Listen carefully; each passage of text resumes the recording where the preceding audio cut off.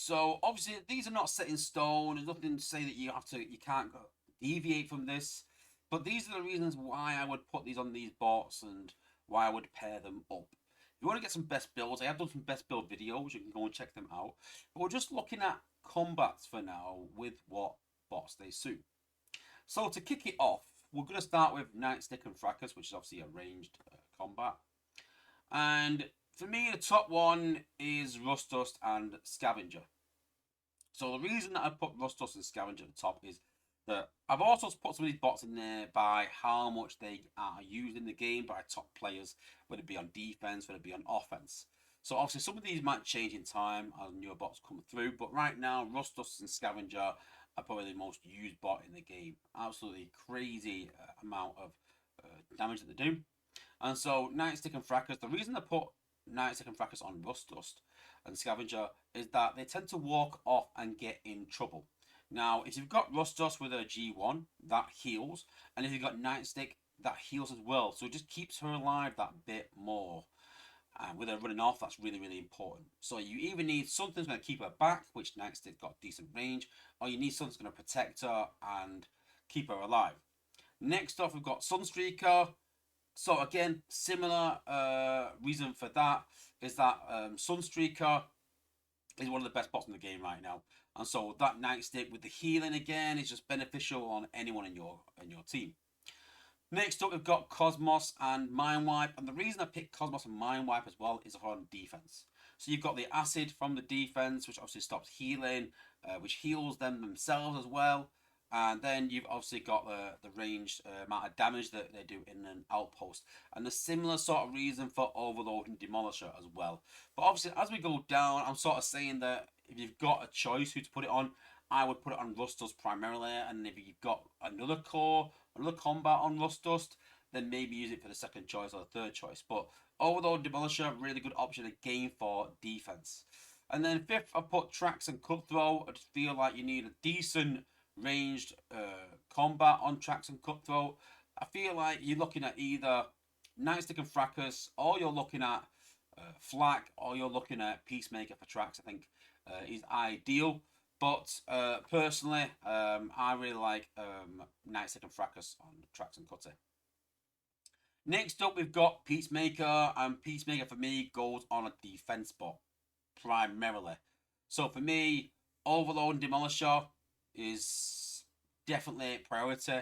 Again, for defense, definitely the priority for Peacemaker with that hack. Cosmos and Mindwipe for the same reason, that on defense with that hack from Peacemaker is crazy. And then Swoop and Scourge, we still see Swoop and Scourge in Outpost. We need something that gives them good DPS, good amount of damage, and obviously can hack as well. But I just feel like Peacemaker with that hack helps you keep your bots alive. Then we've got Red Alert and Run Amok, again for defense, really, really good. Can use it on attack, but we see it more on defense. And then we've got Blades and Dirge. Just feel like Blades and Dirge already hacked themselves anyway. Just give them more hack is just great. Not really for defense, but more for on attack. But really, really good bot to keep them ranged and back from defenses hitting them. Next up, we've got Jazzy and Barrow, which is equipable on Warriors, but the first choice is Beachcomber and Deluge. And the reason is that they're an exception. They're the only bot on this list where they are actually not even a warrior, but they're only equipable to warriors. And that was when they first come out, they were made an exception. And so that's what's made them so good and so used on defense so much, is simply because they can use Jazzy and Barrow. So definitely the priority.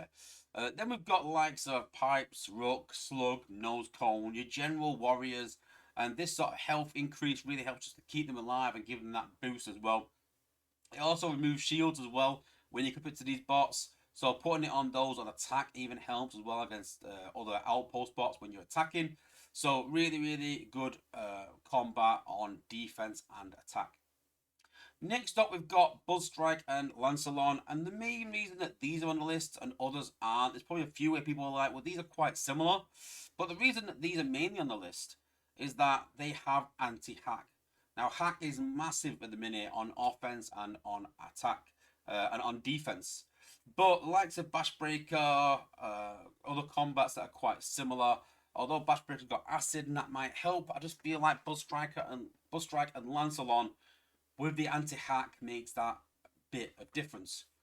But I feel like, obviously, because they go on warriors and specials, usually I would put them on high damage bots rather than high HP bots. For the simple reason that you want to stop them getting hacked, because if they do get hacked, they're going to do a crazy amount of damage.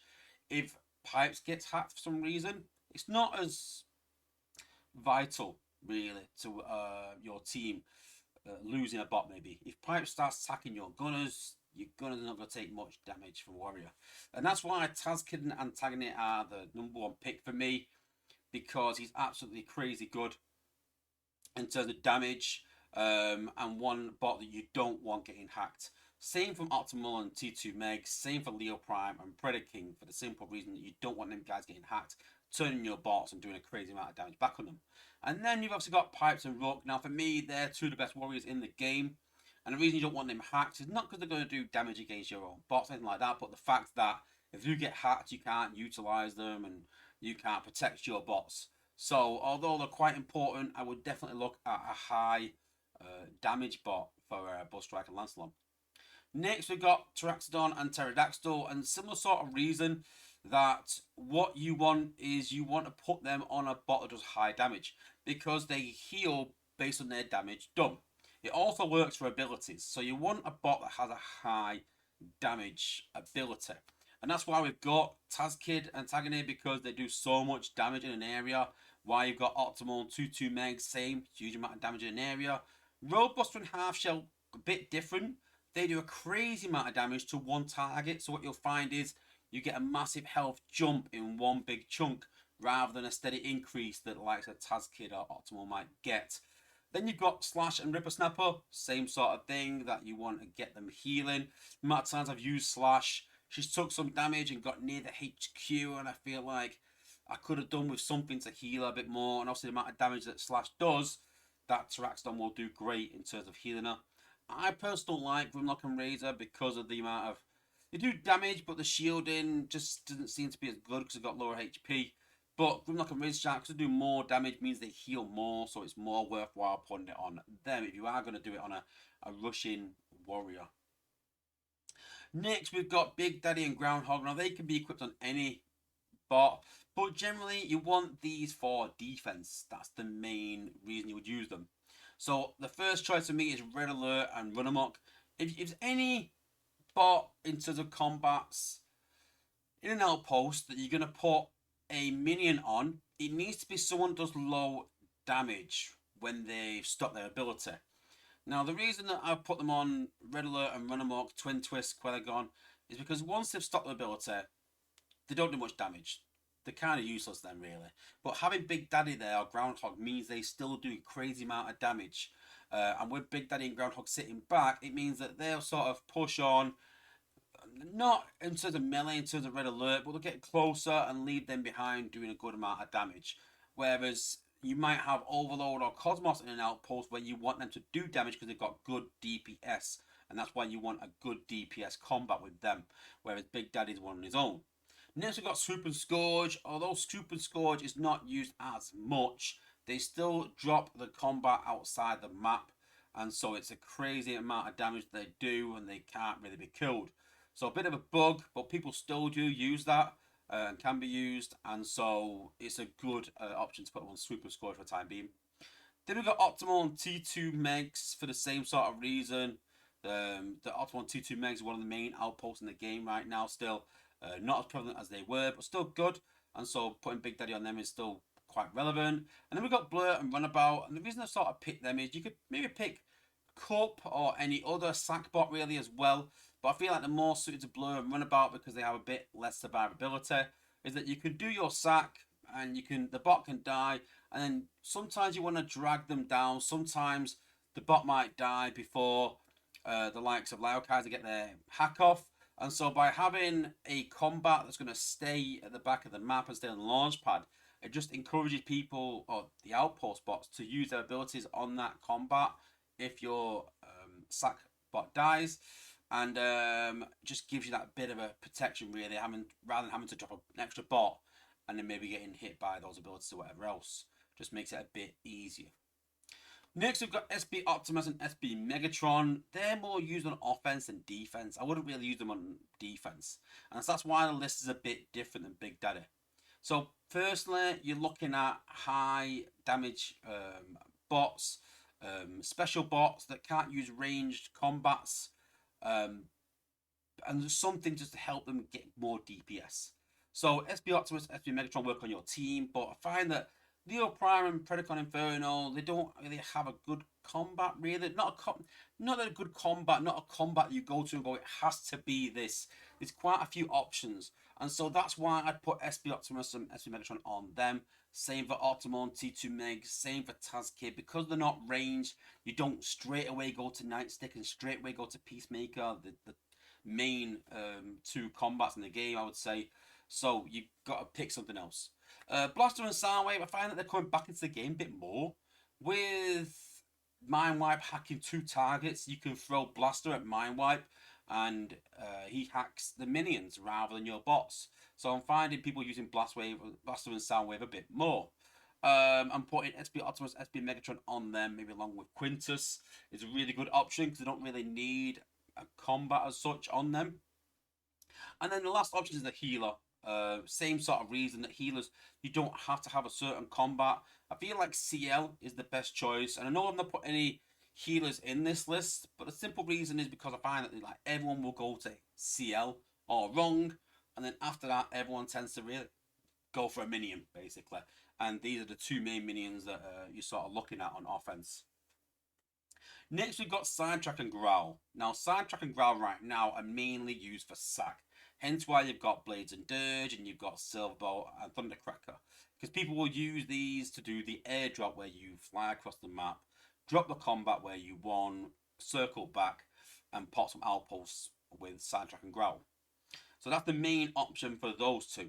Next, after that, you're looking at defense. So you're looking at Red Alert, Run Amok. Sidetrack and Growl aren't the combat they used to be. They do quite a bit of damage, but they're not amazing as they were. Optimal T2 Megs for the same reason on defense. And then you've got Blur and Runabout for the same reason we spoke about Big Daddy. That when you're doing sack, you can literally just put him on and it will attract bots to Sidetrack and Growl. And I'd probably say that he's probably a better option even than Big Daddy and Groundhog. Because he takes damage, transforms, becomes invulnerable, and just attracts those abilities and attracts the combiner and everything else to the launch pad and gives you that bit extra time just to drag them down. Next up, we've got Styler and Sunbeam. And obviously, these are only available on Gunners. So for me, the best option for these is Bluestreak and Wild Rider. The reason that I chose these ahead of Sunstreaker, who's probably the best gunner in the game, it's just because it suits them a bit better. You'll find that most people for Sunstreaker will go straight to Nightstick and Peacemaker. And so Styler and Sunbeam, because they reduce range, and that's what Bluestreak does, you kind of put in the 2 utilities together. And that's where you're using Bluestreak to reduce the range, whether that's with his combat, whether that's with his ability, but it's all about reducing the range of defenses. And so I just feel like Styler and Sunbeam just suit Bluestreak and Wild Rider a lot better. Then we've got Sunstreaker and Swindle, simply because I think they're the best gunner in the game. Next, we've got Warpath and Skull Smasher, and the reason that they're in front of Smokescreen and Breakneck is that I feel like Glitch and Gatorface are the #1 option for Smokescreen and Breakneck. So, for me, I would rather put on Warpath and Skull Smasher.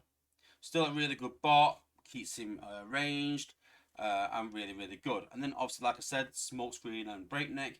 Still really good that it obviously reduces the range of defenses and helps keep them alive. I had it on mine for a while, but I just feel like Glitch and Gatorface is so good on Smokescreen and Breakneck that you can't not really. But if you don't have Glitch and Gatorface, then yeah, Styler and Sunbeam is a good option.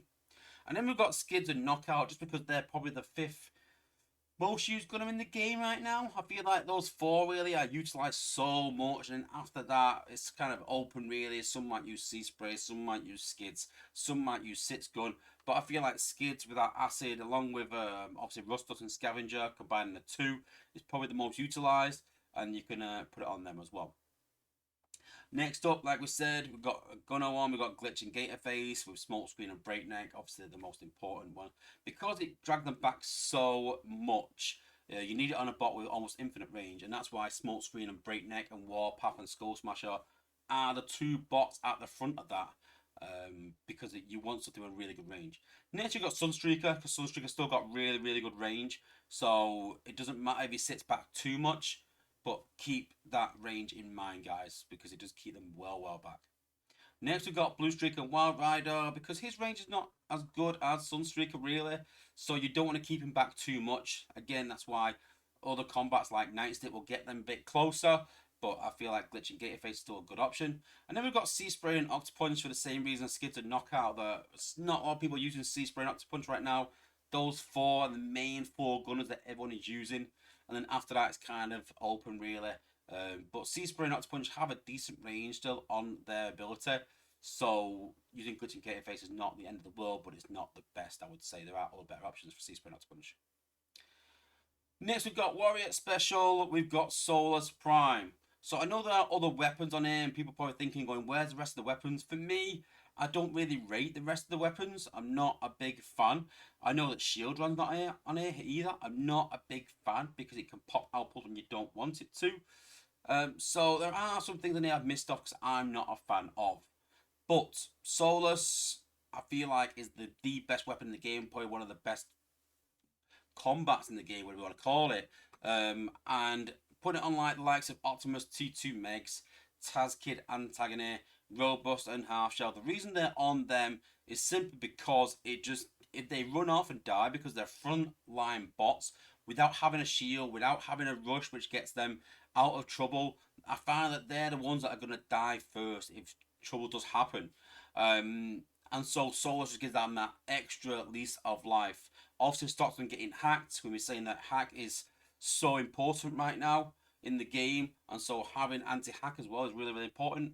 The reason that you don't have other bots on Solus is simply usually because they're better elsewhere. So the likes of Rust or Scavenger, for example, the reason that she's not in this list of Solus, although it can be used with her, I just feel like Nightstick and Fracas, Peacemaker, bots like that are more geared towards Rust or Scavenger, and so Solus is better on a special melee bot rather than ranged.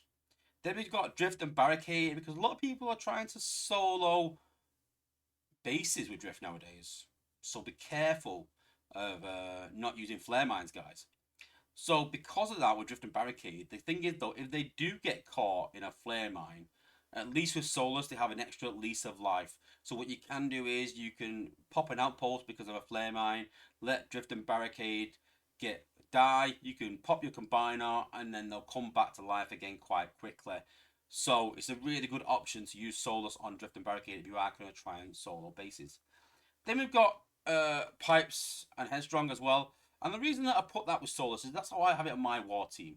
Now, I wouldn't say that is the best use, maybe, of Solus, but it is forgiving in the sense that if you do use Pipes and you've forgotten FFD or something happens where you might lose Pipes, sometimes Pipes is so essential to keep alive in a team that if you do lose him, it's almost like the end of the world that you're going to lose the battle. But if you have Solus on him and he goes right down to a low level of health, you don't have to panic and throw some healing on him or rush him away and use ability points, because once he loses his health, he's going to come back pretty much full health and give you a bit of a chance to recuperate. And quite a few times that's happened to me. I've not panicked. I don't need to rush him to get health back. I don't need to throw a heal bomb down and waste ability points. I'll just let him lose his health, replenish his health again, and then I can judge where he's at after that. Because then we usually by that point, whatever was hitting him to reduce his health, it will probably retarget and his health will come back again. So really good use of Solus on Pipes, like I said, but not essential. But I just like it for how forgiving it is. Next we've got Pinpointer and Singe, obviously only available to A class.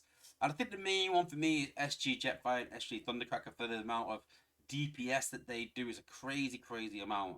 And I feel like if you're using them guys, then Pinpointer and Singe is an absolute essential.